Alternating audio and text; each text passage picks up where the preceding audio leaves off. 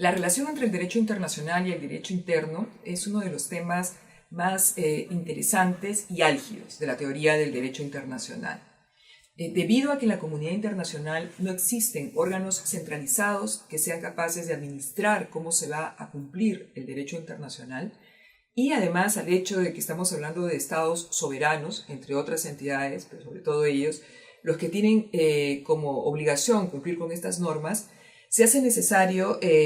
identificar cómo el aparato estatal, es decir, el ordenamiento jurídico interno, está preparado o no para recibir y cumplir las normas del derecho internacional. Como podrá verse, si el ordenamiento nacional se encuentra bien organizado, las probabilidades del cumplimiento de la norma del derecho internacional serán mayores, y si por el contrario el ordenamiento jurídico interno carece de normas, de instrumentos, de metodologías, las normas del derecho internacional tienen menos posibilidades de cumplirse con el aparato estatal. Desde el punto de vista del derecho internacional, se postula el principio de la primacía del derecho internacional. Esto quiere decir, de un lado, como establece el artículo 27 de la Convención de Viena sobre el Derecho de los Tratados de 1969, que ninguna disposición del derecho interno justifica el incumplimiento de una obligación internacional. Es decir, ¿cómo podríamos aceptar que un Estado que, por ejemplo, ha suscrito un tratado, es parte de un tratado, pretenda luego, a través de una disposición del derecho interno, decir que no puede cumplir con ese tratado? También existe en el marco del derecho internacional la obligación de implementar las disposiciones del derecho internacional en el ámbito del ordenamiento nacional. Esta es una regla antigua que se estableció incluso desde la Corte Permanente de Justicia Internacional y que fue retomada en el año 2000 por la Corte Interamericana de Derechos Humanos en el caso Durán y Ugarte contra Perú. Allí se establece que en el derecho de gentes existe una norma consuetudinaria que prescribe que un Estado que ha celebrado un convenio internacional debe introducir en su derecho interno las modificaciones necesarias para asegurar la ejecución de estas normas internacionales. De tal manera que un Estado no podría decir que solo con hacerse parte ya no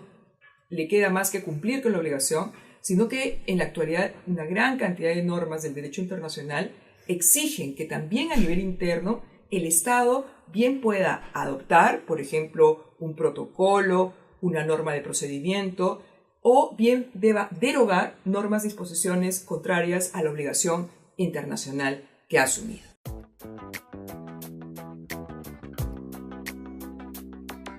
Desde el derecho interno,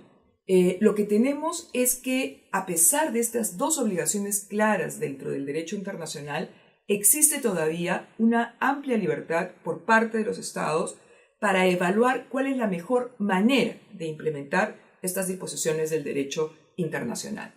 En ese sentido, desde el derecho interno de los Estados podríamos encontrar que hay dos problemas principales. Uno es el problema de la incorporación y el segundo problema es el problema de la jerarquía de las normas internacionales. En cuanto a la incorporación, los Estados tienen tradiciones jurídicas diferenciadas, qué duda cabe. Para algunos Estados, por ejemplo, el sistema debe ser dualista, es decir, reconocer que el derecho internacional y el derecho interno contienen fuentes diferentes, sujetos diferentes, materias diferentes y que por lo tanto cualquier cumplimiento de una norma internacional en el derecho interno requiere una suerte de acto de transformación. Es decir, que esa norma del derecho internacional se encuentre recogida en una norma del derecho nacional para que los operadores jurídicos puedan proceder a cumplirla. La otra escuela de pensamiento es la escuela monista, que es mayoritaria en la comunidad internacional, por la cual se entiende que el derecho internacional, pero también el derecho interno, forman parte de un mismo ordenamiento jurídico, con lo cual no es siempre necesaria una norma de implementación, sino que desde su entrada en vigor, esta norma internacional despliega plenos efectos jurídicos en el ámbito del derecho interno. En el caso de la jerarquía, no existe una norma de derecho internacional que obligue a los Estados a darles cierto carácter normativo a sus disposiciones en el marco del derecho interno. Es decir, podemos ver, por ejemplo, que una gran mayoría de Estados le asigna rango legal a las normas convencionales del derecho internacional, pero también hay casos en que algunos estados les asignan rango constitucional o quizá no a todas las normas del derecho internacional, pero sí, por ejemplo, a las normas de derechos humanos o de derecho internacional humanitario. Como bien se sabe, la Corte Constitucional peruana estableció que los tratados de derechos humanos están en el rango mayor de nuestro ordenamiento jurídico. En buena cuenta, lo que tenemos es que desde dos perspectivas diferentes se han dado soluciones a esta relación intensa que existe en nuestros días entre el derecho internacional y el derecho interno.